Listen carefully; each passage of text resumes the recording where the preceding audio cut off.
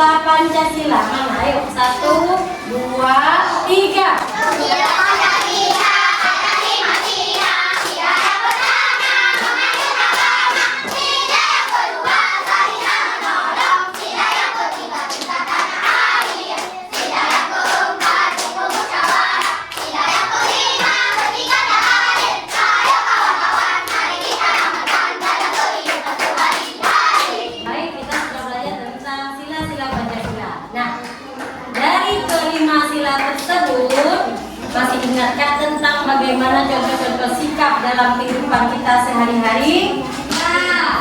Masih ingat? Misalnya mendengarkan penjelasan dari ibu guru. Masuk sila mana? Kedua. Yang lain? Kenapa memilih sila kedua? Kemanusiaan yang adil dan beradab. Ada pendapat lain? Sila kedua. Kelompok ini mana? Sila berapa? Mendengarkan penjelasan bu guru. Masuk ke sila berapa? Keempat. Alasan memilih sila empat apa? Alasan memilih sila kedua? Masuk menolong. Sila berapa? Musyawarah. Mendengarkan pendapat bu guru. Mendengarkan penjelasan dari bu guru.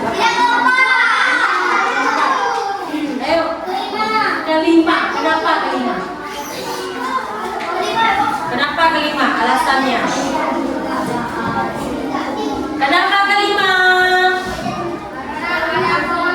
Mendengarkan pendapat orang lain itu kan? Mendengarkan ibu guru lagi menjelaskan. Termasuk sila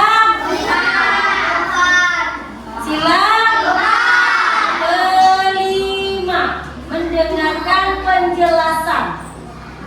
Karena sila kelima adalah keadilan sosial bagi seluruh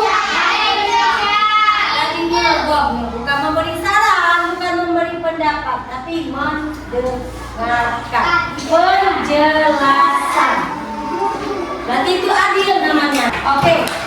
Sekarang di dalam sekolah kita juga punya peraturan dan tata tertib. Apa salah satunya peraturan yang ada di sekolah? Datang. Oke, ada lagi?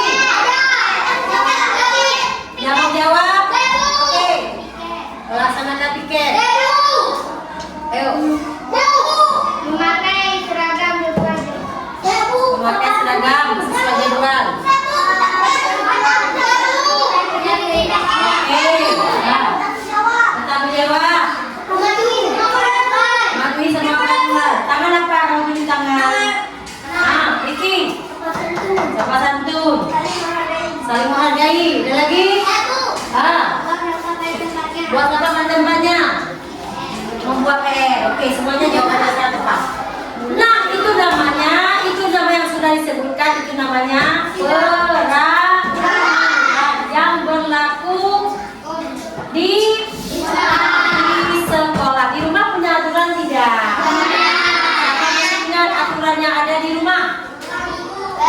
Ya. Raffi.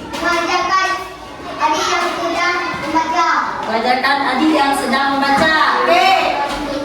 Bantu ibu.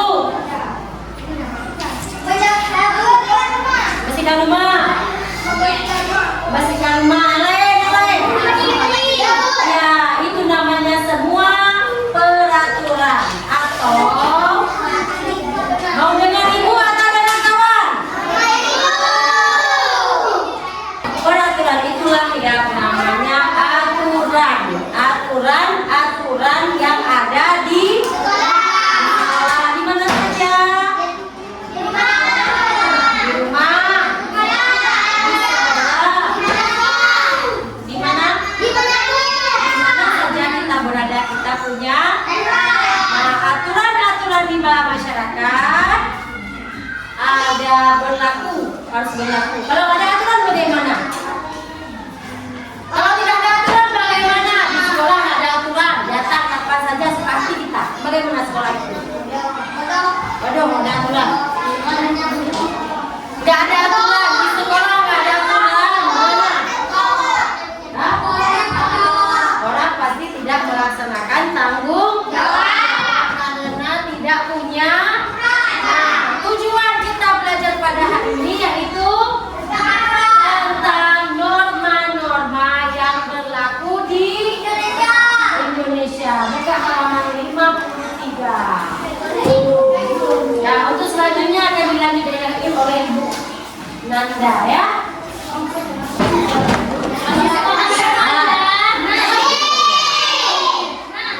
Jadi kan dalam hidup ini kita punya aturan dan norma. Norma itu ada di mana aja? Di depan. Di sekolah. Di